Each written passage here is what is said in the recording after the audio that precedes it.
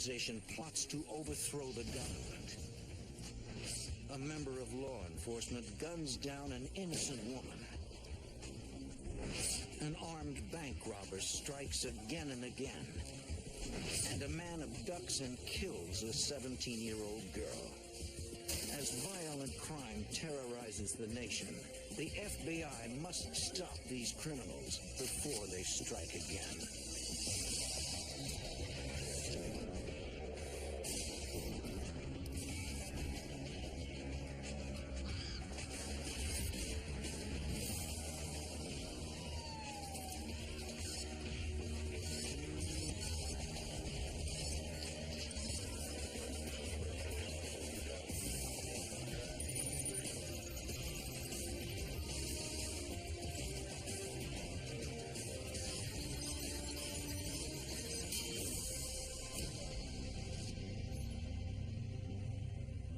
In over 100 episodes of the FBI files, we've witnessed criminals not only terrorizing their victims with violence, but plaguing our society with fear.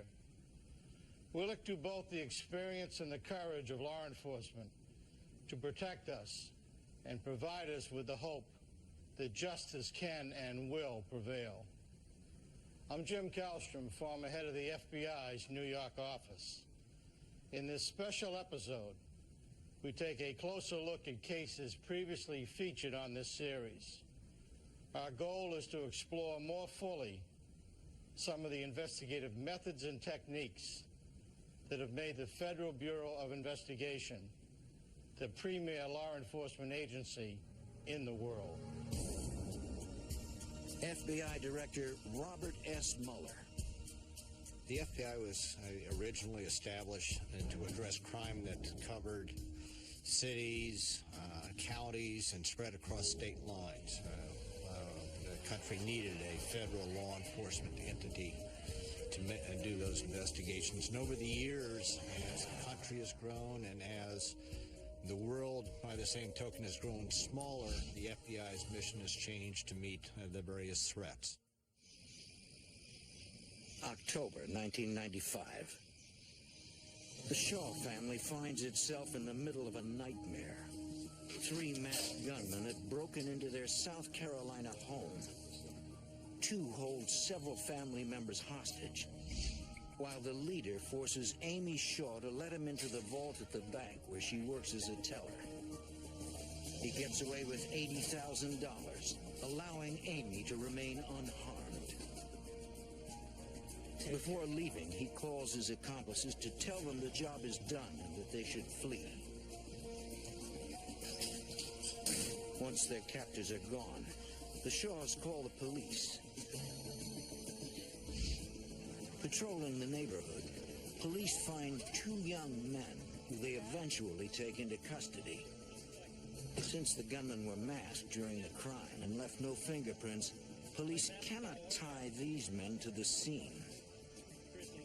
The 2 suspects give statements to the local police in which they deny taking part in the crime, but authorities doubt they are being truthful. FBI agents know they must try to get a confession. They will use interrogation techniques which require special training. Executive Assistant Director for Law Enforcement Services, Grant Ashley. We graduate from the training school knowing a lot, but the real education starts when you get out and start working cases. That's when you learn about people, when you learn to ask questions a certain way, and whether the answer is truthful or not. Special Agent Jerry Jones chooses a suspect and begins the interrogation. Like most agents, he starts by interviewing the suspect about matters that do not pertain to the case at hand. This helps him to choose an appropriate interrogation strategy.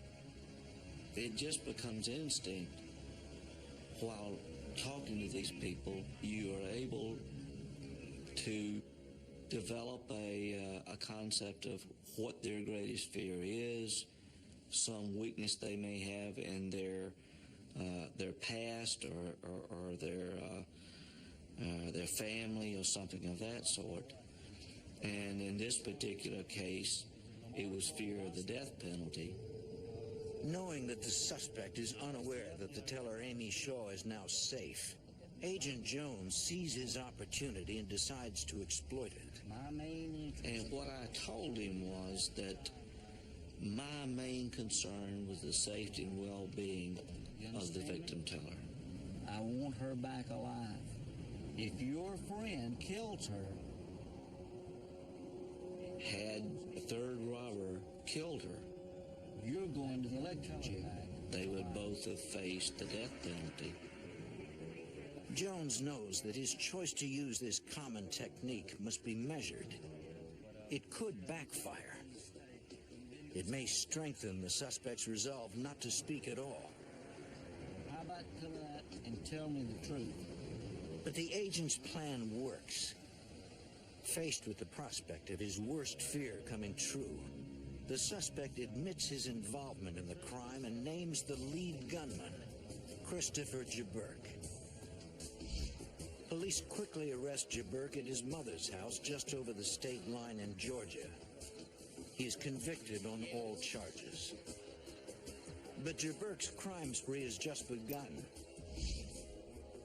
Before he can be sentenced, he escapes from jail with a bank robber named Jerome Frierson Bay. Authorities immediately lock down the area. Despite a massive manhunt, they find no sign of the two escapees. Agent Jones knows that when tracking a fugitive, personal information provides important clues as to where the fugitive may go or what he may do next. During several interviews prior to trial, Jones senses a special bond in Jaburk's life, giving him an idea. It became evident to me the only real thing in the world that he cared about was his mother. I was convinced that at some point in time, he would come back to the mother. We established 24-hour surveillance. But Jaburk doesn't show.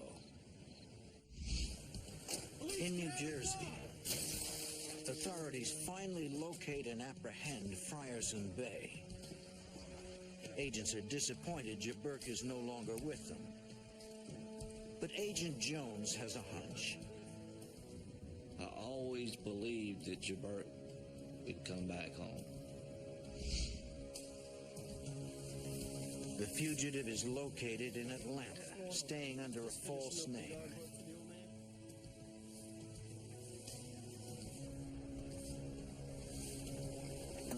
Jaburk is arrested without incident, returned to jail, and later sentenced to life in prison.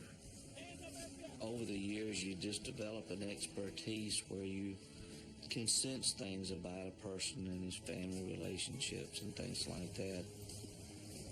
Agent Jones' individual instinct and experience were critical to bringing this case to a close. Sometimes it takes the efforts of an entire team to bring criminals to justice. Seattle, 1992. A gun-wielding man commits a string of daring bank robberies, threatening to kill anyone who gets in his way. Agents named the thief Hollywood for his use of theatrical makeup and disguises in his heists. Over the next 3 years, the gunman robs 12 banks, taking nearly $1 million, and leaving behind few clues. To take down this elusive criminal, the Seattle police and the FBI must join several other law enforcement agencies in a unique investigative environment known as a task force. Executive Assistant Director Grant Ashley.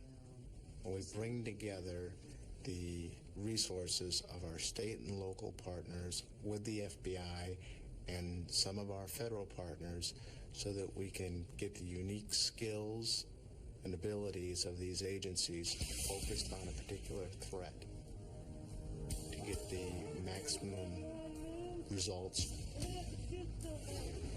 But local law enforcement enforcement and federal agents do not always see eye to eye. FBI officials named Special Agent Ellen Glasser as the supervisor of the Puget Sound Task Force. We had about a dozen different agencies, all of whom came with different missions, different intentions, and it was very interesting because we have different philosophies of how we do things. We have different policies, so it was very challenging to have everybody work together for the common good. Seattle Police Detective Mike Megan is also a member of the task force. I looked at it myself as being a guest in the FBI's house. You know, there's a lot of respect given to them, but there was hurdles to be broken down, you know, preformed opinions or judging a book by its cover.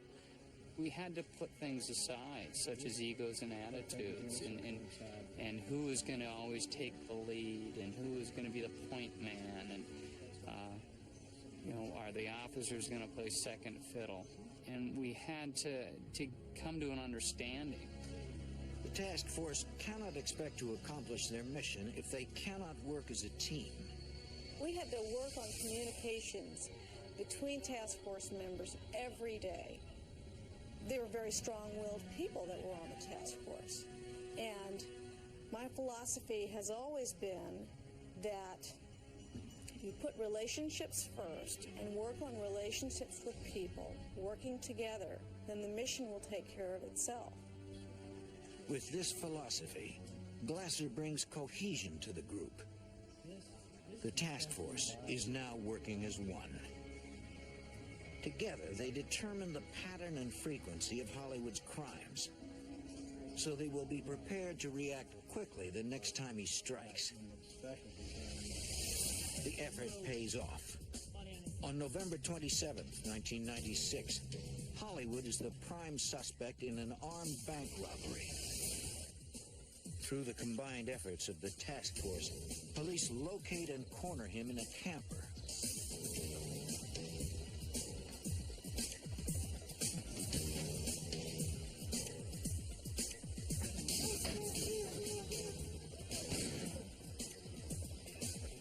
Tragically, he ends his own life with a single shot to the head.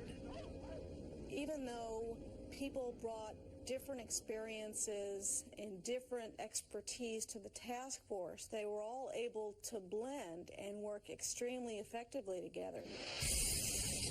FBI field agents often receive the glory for solving cases. But the highly skilled technicians at the FBI crime lab in Quantico, Virginia, deserve much of the credit. They are more than scientists in lab coats. They are creative detectives whose tireless work will often decide whether or not a case is resolved. Dr. Dwight Adams is the assistant director in charge of the lab. I knew I wanted to be a part of the FBI laboratory because it is a world-class facility. And you can look in the eyes of any individual in this building and you will see people who are very dedicated to performing at the very highest levels. And our only interest is in providing the truth, providing the most accurate, reliable, and unassailable results that we can. January 11th, 1982. California Highway Patrol Officer George Gwaltney calls in a possible suicide off Interstate 15 near Barstow. When backup officers arrive, they find 23-year-old Robin Bishop dead from a single gunshot wound to the head. Police cannot find a gun at the scene, but they do find handcuff marks on the young woman's wrists. Clearly, this was... In 1982, California Highway Patrol Officer George Gwaltney reports the discovery of a suicide victim on the side of the road. But since the victim was shot in the back of the head, investigators on the scene conclude that it was murder. The victim's driver's license and registration are visible, as if they had been taken out for some reason.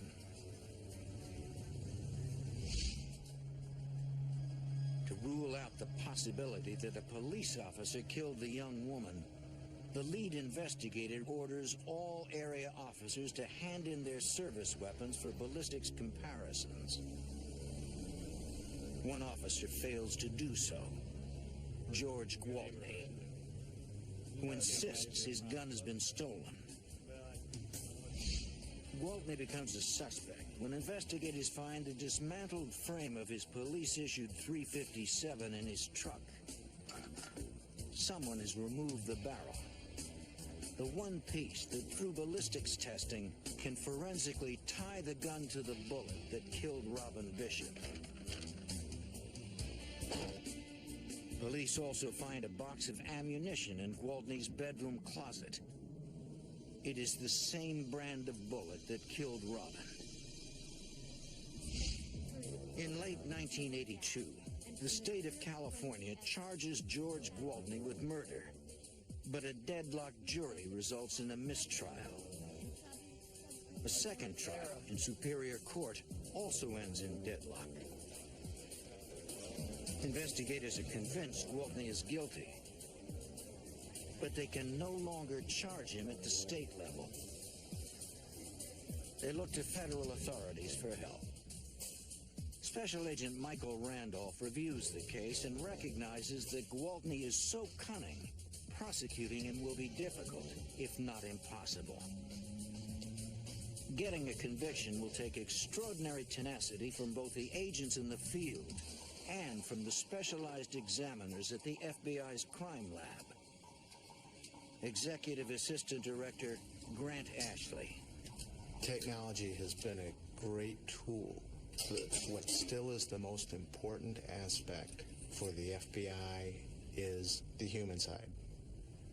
FBI examiner Jim Cadigan from the lab's Firearms and Tool Marks Unit tries to find a link between the evidence and the suspect. Normally, he would compare the striations in the murder weapon's barrel to those on the fatal bullet. But the barrel is missing. Cadigan will need to think outside the box to find another way to the truth. He knows that investigators had confiscated vice grips and wrenches when they found the revolver's frame. The question was, could one of these tools have been used to hold the frame while the barrel of the firearm was being removed? Cadigan decides to use a technique known as tool mark analysis. He notices a small impression on the gun frame, then checks each of Gwaltney's tools until he finds a pipe wrench with a broken tooth. And that looked very similar to the mark that was on the frame. So using that as a pivot point, I started making impressions with that tool and comparing those impressions under a microscope. I was able to come to the conclusion that that particular tool was used to the exclusion of any other tool to make the marks that were found on the frame. Although this points to Gwaltney as having removed the barrel of his gun, it is not enough to prove he killed Robin Bishop. Investigators will have a case if they can find a link between the fatal bullet and the box of ammunition from Gwaltney's closet. In an unprecedented move, the lab decides to employ a new technique they've been developing, which matches the molecular content of the bullets. FBI Special Agent Michael Randolph. When a manufacturer of lead like Remington Arms makes a batch of lead, they throw things in much as you would when you're making meatloaf. That makes each batch of lead unique.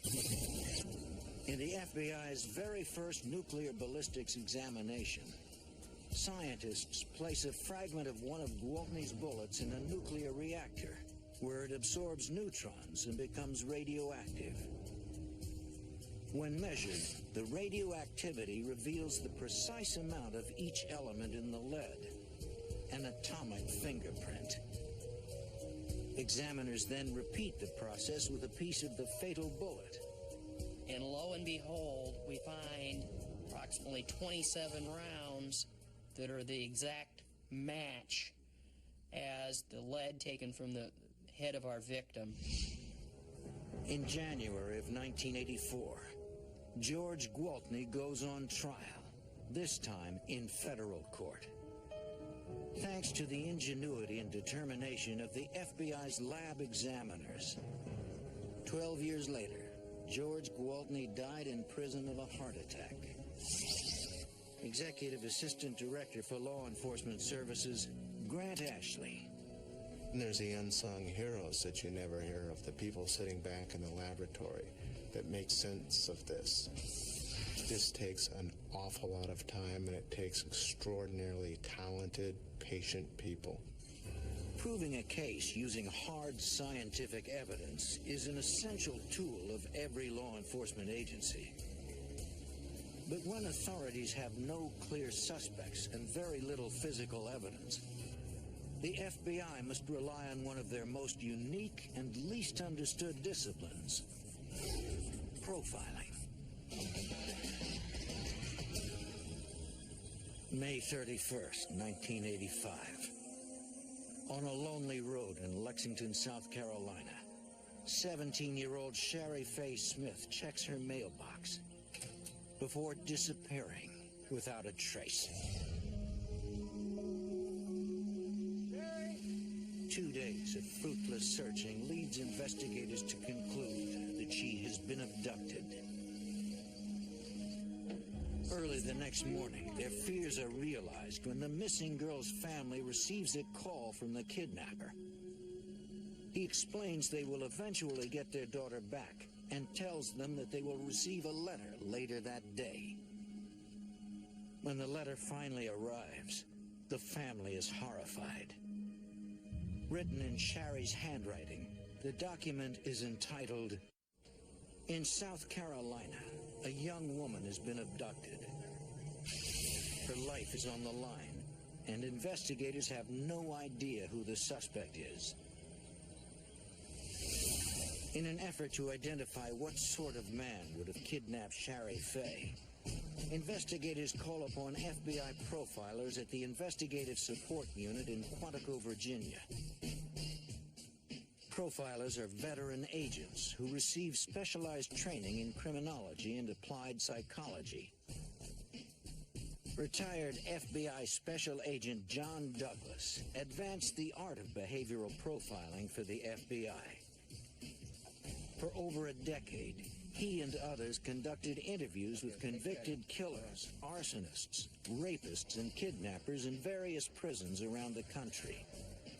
I tapped through that memory of theirs that no one has ever tapped into before when they were perpetrating the crime.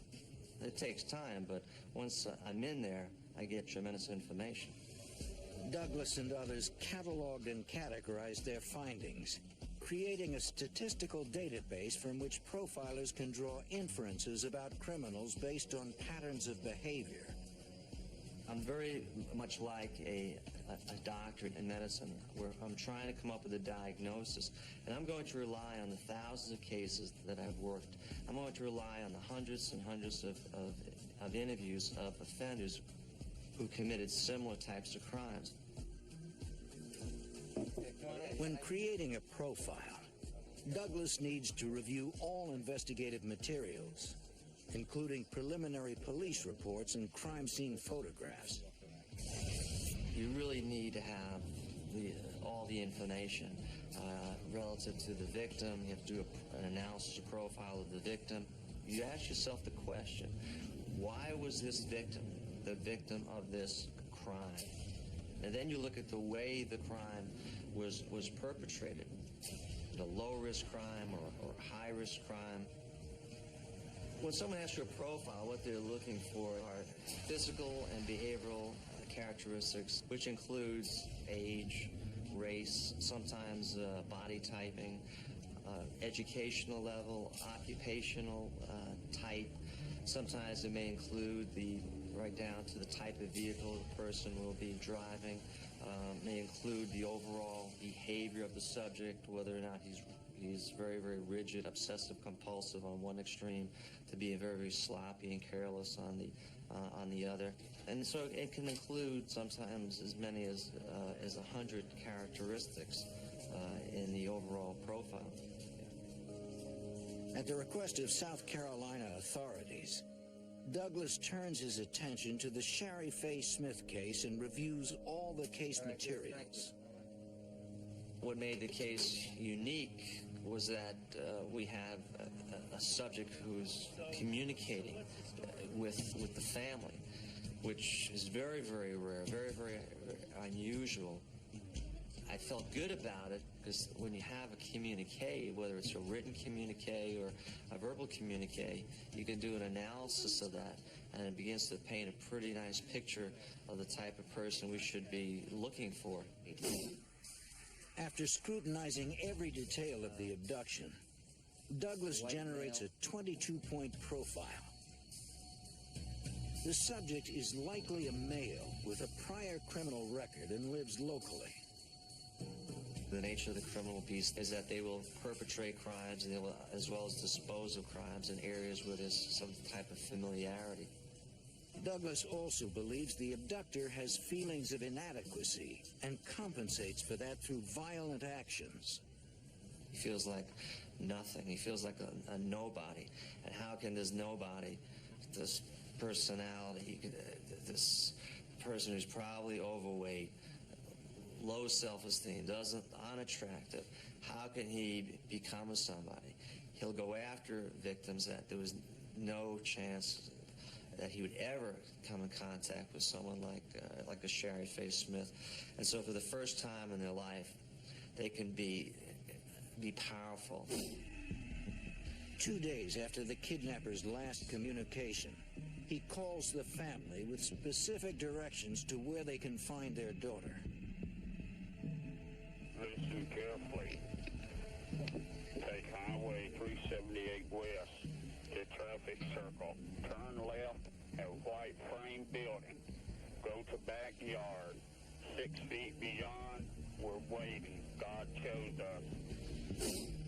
Investigators race to the location, hoping to find the young girl alive. When they arrive, their worst fears are confirmed. Shari Faye Smith is dead. The body, having been exposed to the extreme heat and elements for several days, is so decomposed it makes determining the exact cause and time of death impossible. On the evening of Shari's funeral, the killer calls again and asks to speak to her sister, Dawn. Hello? This thing got out of hand, and all I wanted to do was make love to Dawn. I've been watching her for a couple of... To who? In a chilling moment, the killer uses Dawn's name in place of Shari's. Investigators brace themselves for the possibility that this killer may be turning his murderous obsession towards Dawn. South Carolina investigators are searching for the man who murdered 17-year-old Shari Faye Smith. FBI profiler John Douglas assists the investigation by providing a profile of the suspect. After 2 weeks spent underground, the killer resurfaces. In a bold move, he snatches 9-year-old Deborah Mae Helmut from her front yard in plain view of another child. For profiler John Douglas, the killer's shift to a riskier crime is a sign that he is under duress. The crime does not reflect distress at that time. However, what happens when you start putting it together from experience of other cases, i.e. the Ted Bundy case, kills women at the Kyle Mega house, and then he goes after a young child. He's totally starting to break down under the stress of being under the scrutiny of law enforcement trying to hunt him down. After kidnapping Shari Faye Smith, the killer had repeatedly called the family. But this time, he remains silent. Douglas must devise a plan to draw him out. He knows that killers will often follow their crimes in the media. So he decides to organize a memorial service that he knows will be reported in the newspapers. He hopes this will rekindle the killer's fascination with Shari Faye's sister, Dawn.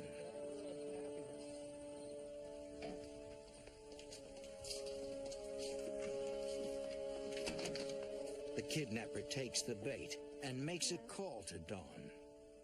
You can't be protected all the time. Okay, God wants you to join Shari Faye. It's just a matter of time.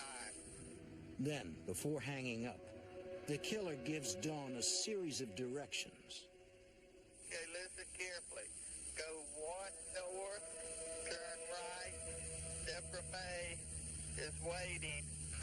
God forgive us all. Investigators follow the directions. There, they find the body of 9-year-old Deborah May Helmick. Douglas suspects the killer will likely try to abduct Dawn. Meanwhile, forensic scientists use a process known as electrostatic detection to read invisible indentations on Shari Faye's last will and testament. The information leads investigators to a suspect, Larry Gene Bell, a local blue-collar worker. Police interview people who know Bell. In learning about him, investigators find that he matches Douglas's profile exactly. Authorities arrest Bell. Forensic evidence and Douglas's profile help convict Bell of both murders. He is executed on October 4th, 1996. While a profiler provides a psychological picture of a criminal, agents in the field use their instincts, experience, and deductive reasoning to get inside the mind of a suspect to uncover motive. On the morning of January 25th, 1993, a lone gunman opens fire in front of CIA headquarters in Langley, Virginia, killing 2 CIA employees and injuring several others. Way to go for a quiet getaway. Thanks to the Orbit's matrix display, you can make more knowledgeable. In 1993, a gunman unleashes his fury with an AK-47 outside CIA headquarters, killing 2 and wounding others in a hail of gunfire. FBI Special Agent Brad Garrett arrives on the scene and attempts to piece together a motive for the attack. The first thing you do when you walk into a crime scene is, what's the obvious? Well, the obvious is this appears to be directed towards the CIA. It might be directed towards the individuals that were shot. But it was clearly somebody wanted to make a public statement during a rush hour traffic. In any case you investigate, you always look for a link between the victim and the subject, because if you have a link, it tends to make it a lot easier in solving the case versus strangers who commit crimes against other individuals. But once we started looking at the backgrounds of the individuals that were shot, and we looked at the circumstances as to why they were at that intersection, it didn't appear, at least to me, that there probably was a link between those particular individuals being shot and the person that shot them. So we immediately started looking at who within the CIA, in other words, disgruntled employees, present employees, that may have had a relationship with these people that could have retaliated for whatever reason. But after spending some time doing that, there was really nothing in there that jumped at us either. So where do we go from here? Well, you start looking at the logical things. You have a description of an individual who did this shooting. Brought an assault rifle up to shoulder and started shooting down range. And so you're looking for somebody that appears to have a real issue with the CIA.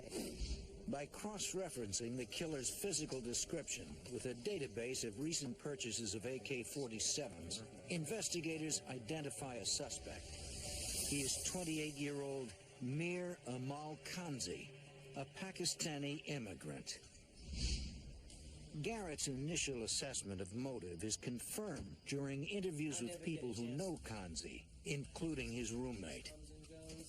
They revealed that he was becoming enraged by U.S. foreign policy and was planning something sinister against the CIA, White House, or the Israeli embassy. Unfortunately, Kanzi has fled to either Pakistan or Afghanistan. To bring the fugitive back to the United States for trial, Garrett must utilize what is arguably an agent's most important skill: his ability to anticipate obstacles and to devise ways around them. After 4.5 years of pursuit, Agent Garrett receives information that Kanzi is hiding in a Pakistani hotel. But when they apprehend him, there is a problem. One of the fears I had when we went in the room and looked at him is that he didn't look like his picture. He gained weight, he had a beard, and so I looked at the other 3 agents and I said, I'm not sure if this is the right guy. Agent Garrett must be absolutely positive. Without properly identifying the suspect, he cannot bring him back to the United States. The only way for Agent Garrett to make a positive ID is through fingerprint analysis, typically the job of highly skilled lab specialists who are thousands of miles away in Washington. Fortunately, Agent Garrett had thought ahead. I went to FBI headquarters to the latent fingerprint section and worked with one of the experienced latent fingerprint examiners who actually took the 10 fingerprints of Mr. Kanzi, and we actually studied them over several days and learned all the unique characteristics so that I would be able to identify him by fingerprints once we found him. Now Garrett must put that training to use. He was handcuffed, face down on the bed. And I took a fingerprint ink pad and hit his thumb with the ink. Then I took a white piece of paper and then hit his thumb onto the white piece of paper, so then I hit his thumbprint. I got on the floor of the hotel with a flashlight, a magnifying glass, and his prints. It's a match. Thanks to Agent Garrett's foresight, he can now bring a suspected terrorist back to the United States for prosecution. Mir Amal Kanzi is found guilty of murder, malicious shooting, and using a firearm in the commission of a felony. He is sentenced to death and is executed in 2002. Special Agent Brad Garrett's unique training and experience helped him close this case. But sometimes an agent's greatest asset is his ability to adapt to new situations and think on his feet. Executive Assistant Director Grant Ashley. These are people that want to win. They aren't here just to get a paycheck. 1985. In the hills of Arkansas, an army of extremists plot to overthrow the U.S. government. They spread a doctrine of hate, murder, and genocide, launching death raids on churches and synagogues. Federal agents must dismantle this heavily armed militia without igniting a bloody war. The FBI follows a trail to the compound of the Covenant, the Sword, and the Arm of the Lord, or CSA, a violent group of white supremacists. The compound is heavily fortified, and the men inside are armed with grenades, dozens of automatic weapons, and even a powerful anti-tank rocket. Investigators need to serve arrest and search warrants. But unlike most circumstances where a SWAT team would be utilized, this situation is more delicate. Reports confirm that innocent women and children are inside the compound. With hundreds of lives in the balance, there can be no margin for error. Authorities working the case do not have the expertise or manpower to take on the CSA. And the U.S. Constitution bars the military from aiding in a civil investigation. The FBI decides to send a highly trained tactical group called the Hostage Rescue Team, or HRT, the Bureau's equivalent of the Army's Delta Force. The HRT acts as a counterterrorism unit within the borders of the United States. In 1985, Special Agent Danny Coulson is the commander of the HRT. The HRT basically are assaulters. It's their job to go into a crisis point and neutralize terrorists and rescue hostages. But this was not that type of situation. These people were very well armed. They were very formidable. And we wanted to avoid a shootout. To serve the arrest and search warrants safely, Coulson needs to adapt to the circumstances. With their traditional method of attack out of the question, they devise a different approach. The very reputation of the FBI was dependent upon this case. And we believe that without any doubt the best way to do this was to surreptitiously set a perimeter, which would be very dangerous and difficult, but certainly less dangerous and difficult than doing an assault on that compound. During the first phase of the operation, reconnaissance teams penetrate the compound's perimeter in the dead of night. Using handheld and airplane-based sensors, they avoid roaming CSA patrols. After 10 days of scouting, an HRT sniper team reports a CSA patrol is about to unwittingly stumble across their position. As team leader, Coulson must make a split-second decision that could affect the lives of hundreds of people. My marriage was over. I knew there was only... In 1985, the FBI is closing in on the CSA, a right-wing paramilitary organization based in Arkansas.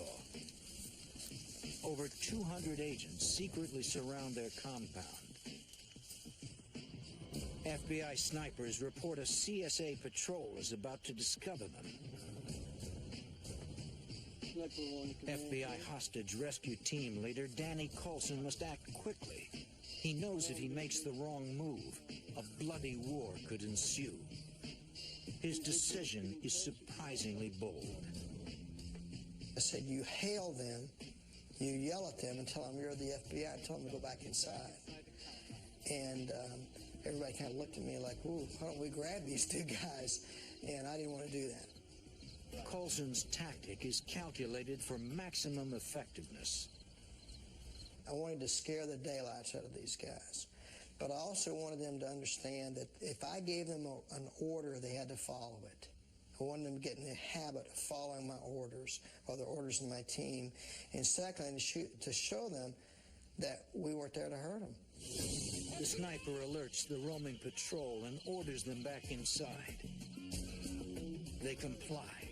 But now the CSA knows the FBI is outside their compound. The standoff begins. Now someone must negotiate the surrender of the CSA's leader. Well, the HRT doesn't have a negotiating element, but they work very closely with the behavioral science group at Quantico. The FBI tries to determine the most effective way to deal with the CSA leader, who they suspect will be unwilling to speak with a negotiator. He would only talk to the HRT commander. It would be commander to commander or general to general. The FBI's policy on negotiations has always been that leaders never negotiate. The leader of the HRT, an on-scene commander, never, ever, ever negotiates. To have the leader negotiate takes away some of your techniques. You can't stall for time. You can't play good guy and bad guy between the negotiator and the commander. Nevertheless, the FBI decides they want Colson to take on the role of negotiator, since that is their only option. I wasn't comfortable with that. I'm a tactical person. I had been a sniper, and I'd been a SWAT team member and a SWAT team leader and trained as an operator. And I was not trained to be a negotiator. And I didn't know that I could pull that off. I'm much more comfortable going in after the guy than trying to talk him out. But they were adamant that it had to be done like that. Through his experience in observing negotiations and some quick on-site training, Colson is able to adapt to his new position. The CSA leader makes first contact when he calls the FBI's command post and speaks with Agent Colson. We talked on the phone for a few minutes about things we wanted to do. He offered to me that he be allowed to come out because he wanted to personally talk to me and see me, but he also be allowed to go back in, which I agreed to, which was total departure from FBI policy. And we made a quick contact with FBI headquarters because I was getting ready to violate FBI policy by having a badly wanted fugitive, a terrorist, in my hands, essentially, and to let him leave. And went up and went to the assistant director of the criminal division. In a word, he approved it, said, yes, do it. After a series of face-to-face meetings, the CSA leader emerges from the compound. He tells Colson that while he and many of his followers are ready to surrender, there are those who wish to fight, and he cannot control them. And he said to me, I need help. He said, there's a man that's our spiritual leader, and I need his advice, and I need his help to convince people that's the thing to do to come out. And I said, who is this? He said, it's Robert Millar. This, again, is something totally against FBI policy, to bring in a Confederate into a crisis situation, not just to negotiate, but to go inside. That's never been done in the history of the FBI. They'd never allowed that to happen, to allow a third-party individual who was sympathetic to the people we were dealing with to go inside to be a part of the negotiation whether or not they came out. And this is a huge risk, and I thought it was worth taking. Colson gets approval to allow Mr. Millar to negotiate with CSA members. He remains inside the compound for nearly 24 hours.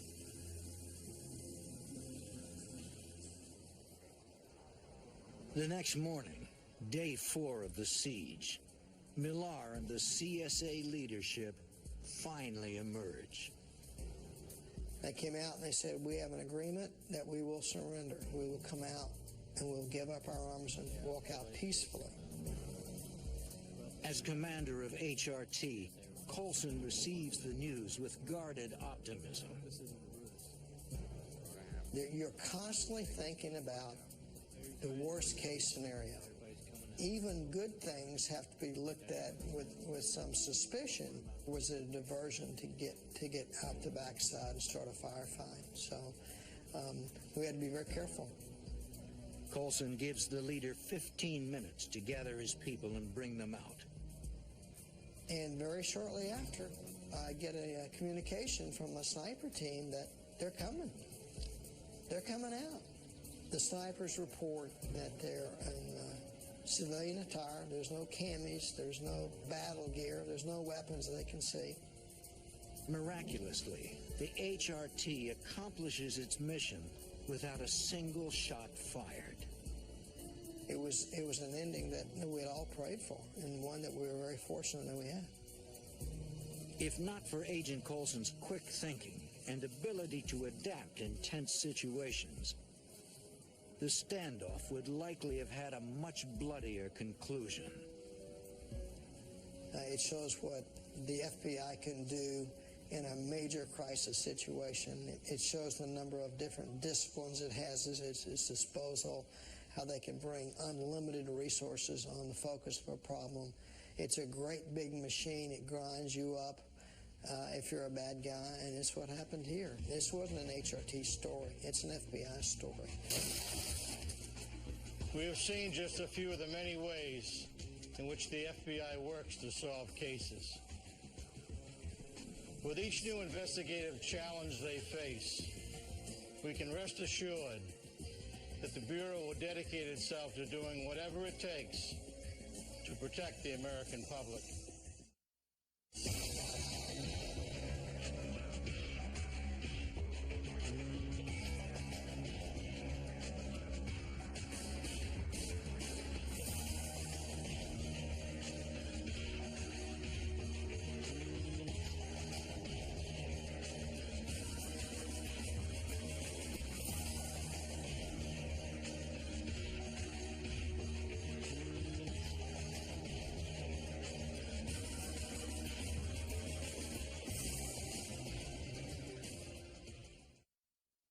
This program contains